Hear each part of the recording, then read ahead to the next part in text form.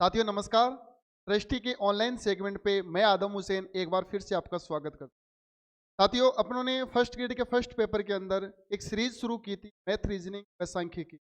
Math की 2 क्लासें हो चुकी है, आज अपनी तीसरी क्लास है। टॉपिक चल रहा था अपना नंबर सिस्टम। नंबर सिस्टम संख्या पद्धति। संख्या पद्धति के अंदर अपने उन 3 संख्याओं के बारे में काफी चर्चित डिस्कस किया था और उसके अंदर अपनों ने प्राकृत संख्याएं समझी थी, पूर्ण संख्याएं समझी थी व पूर्णांक संख्याएं समझी थी। 3 संख्याओं के बारे में आपने अच्छे से विस्तार से क्वेश्चन को लेते हुए डिस्कस किया था। आज अपन उसको आगे बढ़ते हुए कुछ 2-3 संख्याएं और सीखेंगे, इसी तरीके से धीरे-धीरे खत्म करते हुए। देखिए दोस्तों, मैं आपको थोड़ा-सा हल्का सा रिवाइज करवा देता हूँ कि 3 संख्याएं सीखी थी अपनों ने। पहली संख्या अपनों ने सीखी प्राकृत संख्या,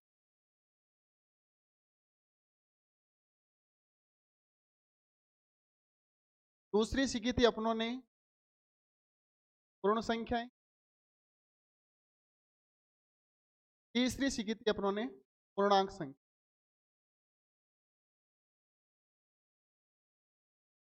मैं आपको कल की क्लास में बताया था कि प्राकृत संख्याएं पूर्ण संख्या में सम्मिलित होती है और पूर्ण संख्याएं पूर्णांक संख्या में सम्मिलित होती है और प्राकृत संख्या पूर्णांक संख्या सम्मिलित होती है। अगर यहाँ से देखा जाए तो पूर्णांक संख्या को मैंने एक लाइन पे डिनोट किया था, जीरो, जीरो के बाद में प्लस का 1, फिर प्लस का 2, फिर प्लस का 3 और इसी तरीके से आगे की ओर चलता हुआ अनंत तक आती है। और इधर मैंने माइनस का 1 लिखा, माइनस का 2, माइनस का 3, माइनस का 4, इधर ऐसे चलते हुए अनंत। फिर मैंने आपको बताया था ये अपने ऋणात्मक पूर्णांक है। कौन से पूर्णांक है? ऋणात्मक पूर्णांक है। फिर अपनों ने यहाँ पे डिस्कस किया था ये अपने कौन से हैं? धनात्मक पूर्णांक है। कौन से पूर्णांक है ये? धनात्मक। फिर मैंने आपको ये बताया था ये अपना क्या 0 1 है, उदासीन। क्या है ये? उदासीन है। अब बड़ा बड़ा अपने को पता लग गया कि पूर्णांक संख्या में शून्य भी आता है, धनात्मक संख्या भी आती है और ऋणात्मक संख्या। देखिए दोस्तों, आगे की ओर बढ़ते हैं अपन इन तीनों के अंदर अच्छे से विस्तार से डिस्कस करने के बाद में। अब मैं एक नया टॉपिक ले रहा हूँ, मतलब नई संख्या ले रहा हूँ, तो अपन बोलते हैं परिमेय संख्या व अपरिमेय। परिमेय संख्याएं व अपरिमेय।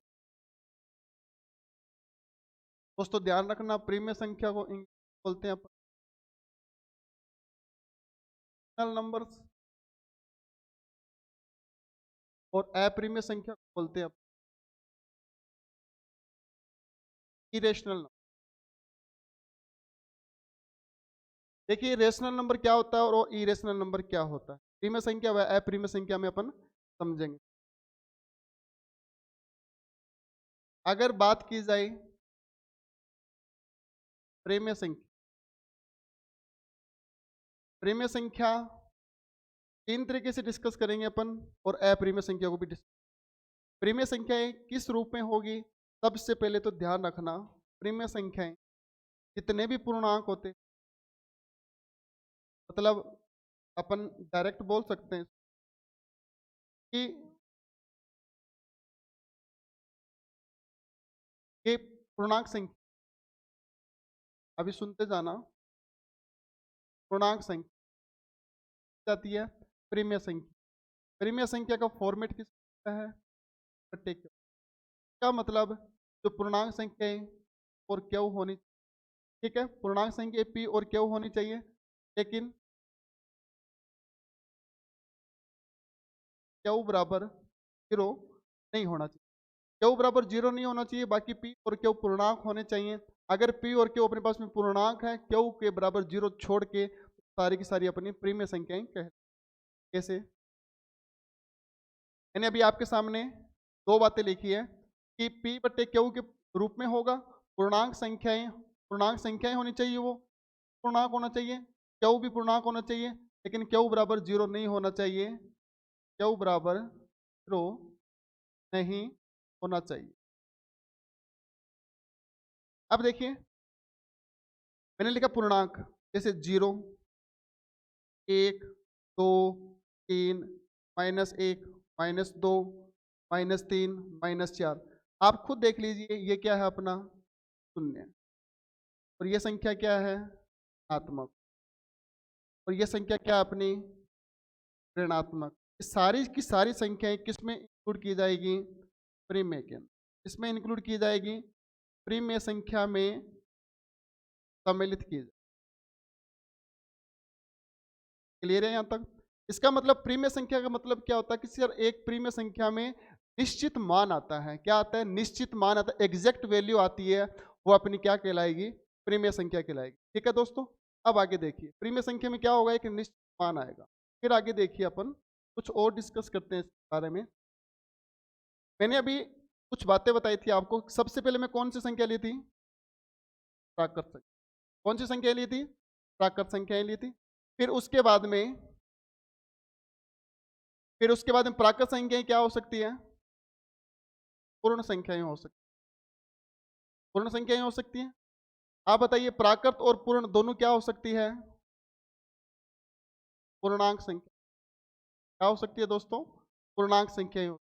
तो पूर्णांक संख्याएं सारा मिलके क्या होगी, प्रीमिय संख्या। कौन सी संख्याएं होगी ये, प्रीमिय संख्या। का मतलब प्राकृत संख्या, पूर्ण संख्या व पूर्णांक संख्या तीनों का मेल क्या ये प्रीमिय संख्या में आएगी। क्या तीनों को मैं प्रीमिय संख्या बोल सकता हूँ, बिल्कुल बोल सकता हूँ प्रीमिय। समझ में आ रही है यहां तक बात? अब देखिए आगे, इन सभी संख्याओं को, इन सभी संख्याओं को, ये जो जितनी भी संख्याएं हैं ये सारी संख्याएं क्या है, वास्तविक।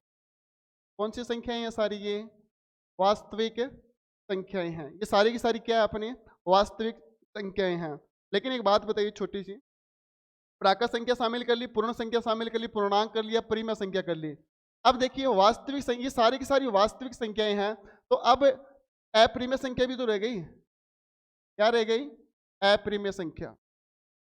अपरिमेय संख्या रह गई, ध्यान रखना, अपरिमेय संख्या भी रह गई। अब मैं बड़ा बड़ा ये कह सकता हूं कि प्राकृत संख्या, पूर्ण संख्या, पूर्णांक संख्या और परिमेय संख्या, ये सारी की सारी व साथ में अपरिमेय संख्या, ये सारी संख्याएं क्या कहलाती है, मेरी वास्तविक संख्याएं कहलाती है।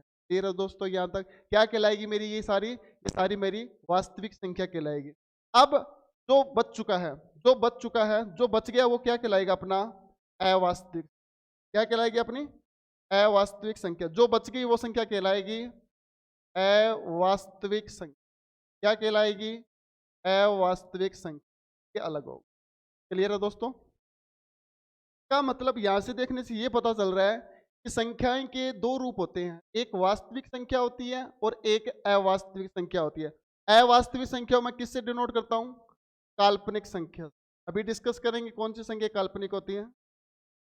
काल्पनिक मतलब इसको बोलते हैं अपन इंग्लिश में इमेजिन, इमेजिनरी नंबर बोल दो या इमेजिन नंबर बोल दो, माना गया काल्पनिक, इमेजिन नंबर। अब यहां से पता लग रहा है कि संख्या सर दो प्रकार की होती है, वास्तविक और अवास्तविक। वास्तविक के अंदर प्रीमिय से लेकर अप्रीमिय तक सारी संख्या शामिल होती है, और जो बच गई वो अवास्तविक संख्या होती है, उसको अपन काल्पनिक संख्या बोलते हैं। अब देखिए मैं प्राकृत संख्याओं को पूर्ण संख्या में शामिल कर सकता हूं। क्या प्राकृत संख्या पूर्ण संख्याएं होती है, बोलिए जरा। क्या प्राकृत संख्याएं पूर्ण संख्या हो सकती है, बिल्कुल हो सकती है। क्या पूर्ण संख्या पूर्णांक हो सकता है, बिल्कुल हो सकता है। क्या पूर्ण संख्याएं प्रीमिय हो सकती है, बिल्कुल हो सकता है। क्या प्रीमिय संख्याएं वास्तविक संख्या होती है, बिल्कुल होती है।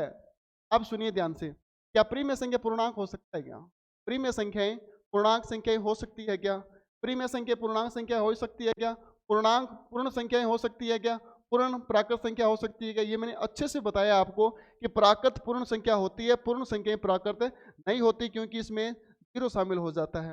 पूर्ण संख्या पूर्णांक होती है, पूर्णांक पूर्ण संख्या नहीं हो पाएगी, क्योंकि पूर्ण संख्या में माइनस भी लिया जाता है और शून्य भी लिया जाता है। तो प्रीमिय संख्या पूर्णांक, प्रीमिय संख्या पूर्णांक हो सकती है क्या, बोलिए। प्रीमिय संख्या पूर्ण संख्या हो सकती है क्या, प्रीमिय संख्या प्राकृत संख्या हो सकती है क्या, वो अपने को डिटेल से देखना पड़ेगा। अब देखिए दोस्तों, वास्तविक संख्या, अप्रीमिय संख्या, अवास्तविक संख्या, काल्पनिक संख्या, इतना मैंने आपको डिटेल से बता दिया।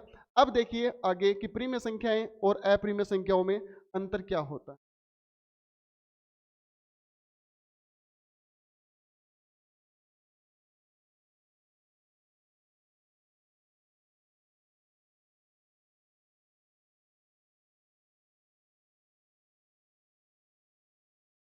प्रीमिय संख्या व अप्रिमेय।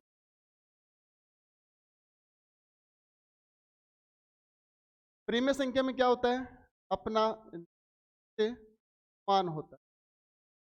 क्या होता है सर? निश्चित मान नहीं होता। कैसे? देखते हैं। आप बताइए, प्रीमिय संख्या को एक तो होता है पूर्णांक संख्या जितनी भी होगी, पूर्णांक संख्याएं जैसे 0, 1, 2, -1, -2, ये पूर्णांक पूर्णांक संख्याएं आ गई। क्या मतलब 1 2/3, 1/3, 1/4, ये तो निश्चित मान वाली है, ये भिन्न के रूप में है। और एक होती है अपनी दशमलव के रूप में, ये भी प्रीमिय संख्या मानी जाएगी।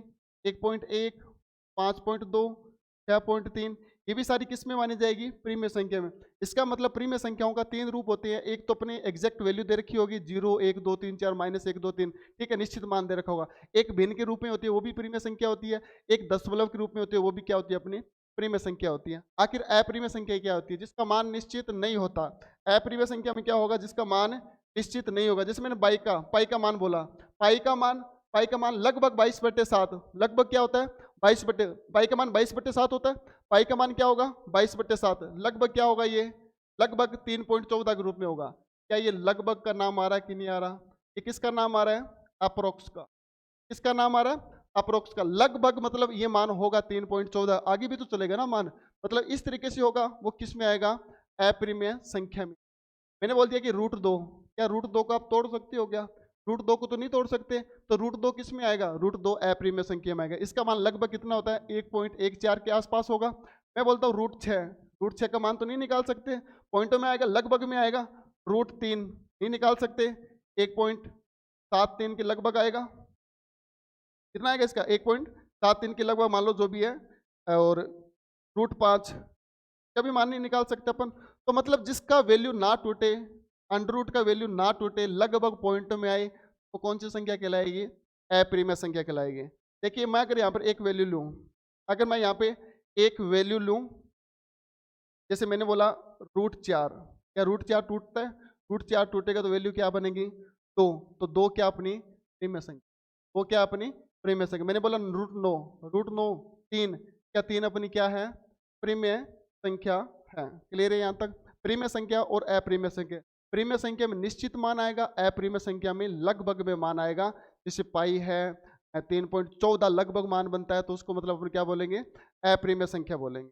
लेकिन ध्यान रखना, अगर सीधा 3.14 आ गया, सीधा 3.14 आ जाए या 22/7 आ जाए, पॉइंट हटाओगे, क्या दशमलव बन रहा है कि नहीं बन रहा? कि अपने पास में निश्चित मान आ गए कि नहीं आ गए? कि अपने किस में काउंट किए जाएंगे? प्रीमिय संख्या में। अगर आपसे पाई का मान पूछे तो पाई का मान किस में आएगा? अप्रीमिय संख्या में। अगर आपसे √2 का वैल्यू, √6 का वैल्यू, √3 का वैल्यू, √5 का वैल्यू इस तरीके से पूछे तो वो अपना किस में जाएगा? अप्रीमिय संख्या। ठीक है दोस्तों, अब देखिए आगे, अब आगे को डिस्कस करते हैं। अभी मैंने आपको कुछ बातें बताई थी कि संख्याएं, येलो पेन ले लेते हैं। संख्याएं बताई थी मैंने आपको। संख्याओं के कितने प्रकार होते हैं? एक होती है वास्तविक संख्याएं, और एक होती है अपनी अवास्तविक। याद कीजिए, वास्तविक संख्याओं में अपनों ने क्या डिस्कस किया था और अवास्तविक संख्या में अपनों ने क्या डिस्कस। पहला पॉइंट, वास्तविक संख्याएं प्राकृत संख्याएं होगी कि नहीं होगी? बिल्कुल होगी। वास्तविक संख्याएं प्राकृत संख्याएं होगी। और कौन सी होगी? वास्तविक संख्या प्राकृत संख्याएं होगी, पूर्ण संख्याएं होगी, पूर्णांक हो गया, प्रीमिय संख्याएं होगी, अप्रीमिय संख्याएं होगी। ये सारी की सारी अपनी कौन सी संख्याएं हैं? वास्तविक संख्याएं हैं। अवास्तविक संख्या, अवास्तविक संख्या वो संख्याएं होती है जो काल्पनिक संख्याएं होती है, जिसको इमेजिनरी नंबर बोलते हैं अपन, वो अपनी क्या होगी? काल्पनिक संख्याएं। प्राकृत संख्याएं। दूसरा, पूर्ण संख्याएं। तीसरा, पूर्णांक संख्याएं। चौथा,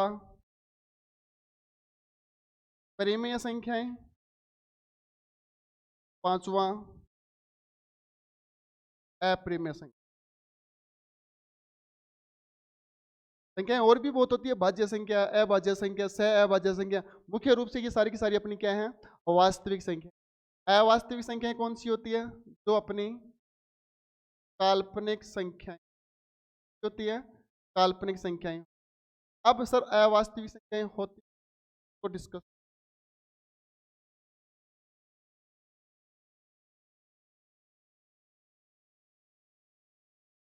अवास्तविक अवास्तविक संख्याएं तो अपन क्या बोलेंगे,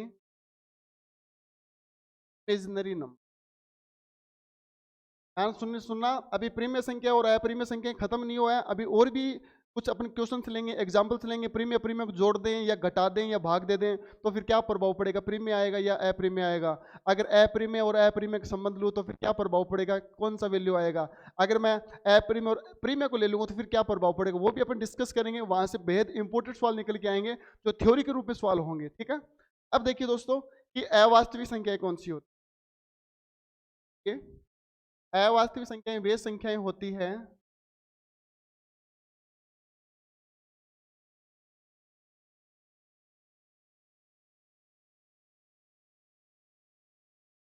वे संख्याएं होती है जिन्हें वर्ग करने पर भी साइन माइनस का ही क्या आए, साइन माइनस का ही आए, तो वे संख्या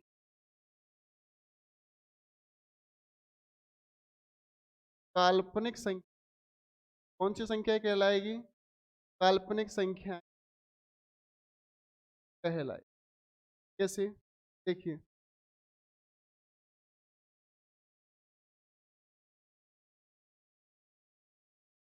अगर मैं आपको बोलूं √2 है, अगर मैं इसका वर्ग करूं, अगर रूट के अंदर माइनस का निशान है, अगर मैं इसको वर्ग करूं तो मेरे पास में खुल कर क्या आएगा, -2 आए। -2 आए तो ये कौन सी संख्या है, काल्पनिक।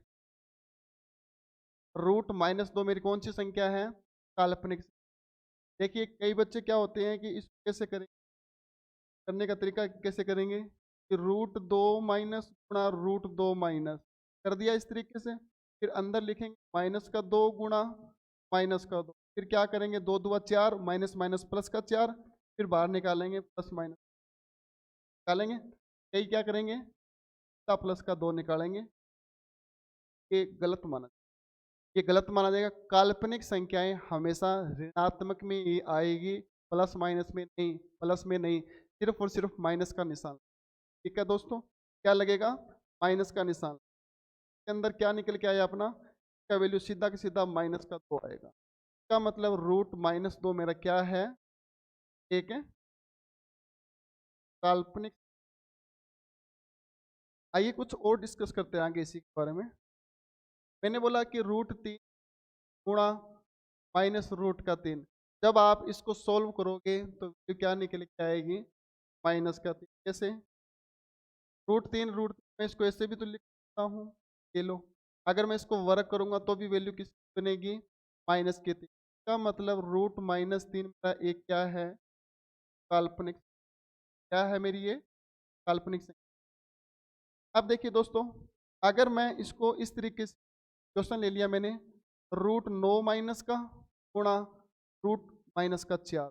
अब इसको कैसे सोल्व करेंगे, आपको क्या करना है, आपको ये तो करना है, ये तो करना है ही नहीं आपको। कई बच्चे क्या करेंगे, वही सेम ही बात, सर -9 गुणा -4, वैल्यू आ गई 9 चौक 36, माइनस माइनस प्लस 36, बाहर निकल के आया प्लस माइनस। ये क्या माना जाएगा अपना, गलत माना जाएगा। ध्यान रखना, अवास्तविक संख्याएं या काल्पनिक संख्याएं ऋणात्मक पोजीशन में, ऋणात्मक पोजीशन में आएगी। इसको सोल्व करते हैं अपन, तो इसको कैसे लिखेंगे अपन, या तो काम करते हैं माइनस को बाहर ले लेते हैं, माइनस यहाँ पे बाहर ले लिया, अंदर क्या बचा रूट। अगर इधर भी माइनस बाहर ले रहा हूँ, अंदर क्या बचेगा 4, तो 9 चौक √3 गुणा √4, 2 2 3 6 -4। या तो आप ऐसे कर लो, या फिर एक काम कीजिए, आप इसको किस तरीके से करोगे वो देखिए। यहाँ पे मैंने लिखा रूट माइनस का 9 गुणा रूट माइनस का 4। आप बताइए माइनस का मतलब, तो अगर मैं बाहर लूंगा आईटा, आईटा आई बाहर ले लिया इसका, तो अंदर क्या बचा रूट 9। अगर इधर भी मैं आई बाहर ले लूंगा तो इधर क्या बचेगा रूट 4। आई और आई क्या होता है, आई का स्क्योर, और इधर क्या बच गया 9 और 4 36। आईटा का स्क्योर गुणा √36 का मान क्या होता है 6। आईटा के स्क्योर का वैल्यू कितना होता है, ध्यान रखना, आईटा स्क्योर बराबर होता है -1।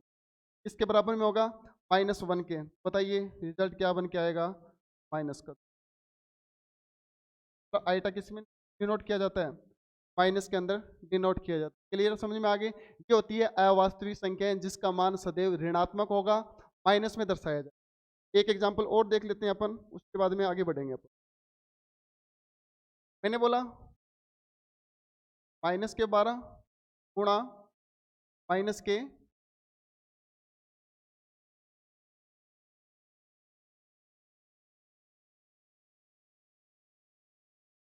मैंने लिखा यहाँ पे -18 गुणा में -8।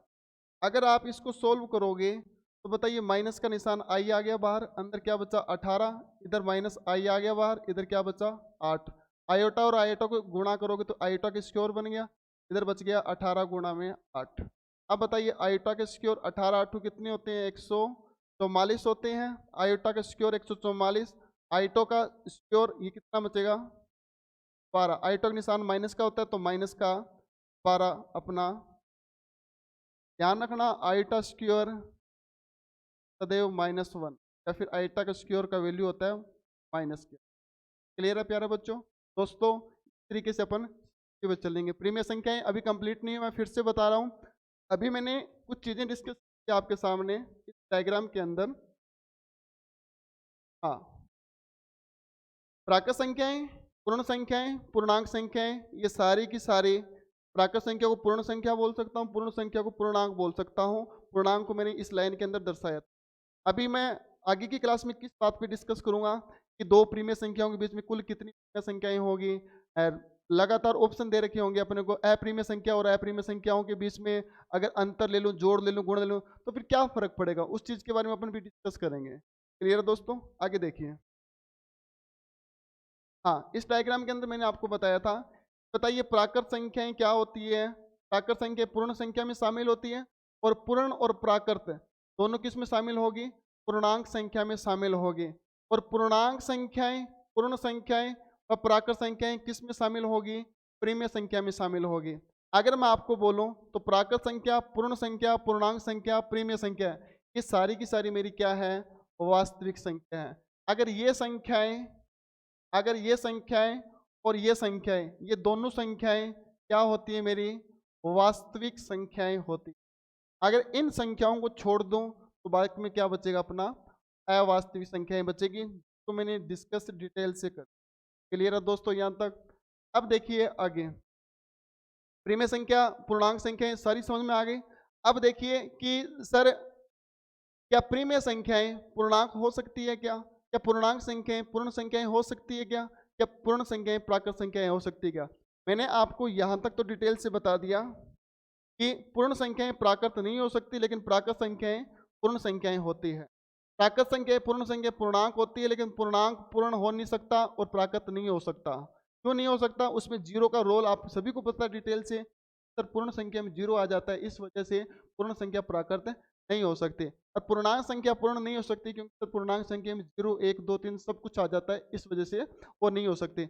अब प्रीमिय संख्या, प्रीमिय पूर्णांक संख्याएं जितनी भी है वो सारी प्रीमिय संख्याएं होगी, लेकिन प्रीमिय संख्याएं पूर्णांक संख्याएं नहीं होगी। क्यों नहीं होगी, क्योंकि सर प्रीमिय संख्या में दशमलव वाली संख्या भी आती है, भिन्न वाली भी संख्या भी आती है, लेकिन पूर्णांक संख्या में भिन्न वाली संख्या नहीं आती। पूर्णांक संख्या में 0 1 2 3 या -1 2 3 अनंत तक इस तरीके से चलता है। इस वजह से मैं कह सकता हूँ कि प्राकृत संख्या, पूर्ण संख्या, पूर्णांक संख्या, प्रीमिय संख्या और अप्रीमिय संख्या सारी की सारी वास्तविक संख्या है, और जो बची हुई क्या है, काल्पनिक संख्या। ठीक है दोस्तों, आज अपन इतना ही करेंगे। कल मैं आपको बताऊंगा कि प्रीमिय और प्रीमिय को रिलेशन में जोड़कर, भाग कर माइनस करके करेंगे तो क्या प्रभाव पड़ेगा, अप्रीमिय अप्रीमिय करेंगे क्या प्रभाव पड़ेगा। ठीक है दोस्तों, इसी तरीके से अपन संख्याओं को खत्म करते हुए चलेंगे और अपन एक मैथ रीजनिंग स्टैटिस्टिक्स की complete series online digital platform पे उतारेंगे। धन्यवाद दोस्तों, जय हिंद, जय भारत।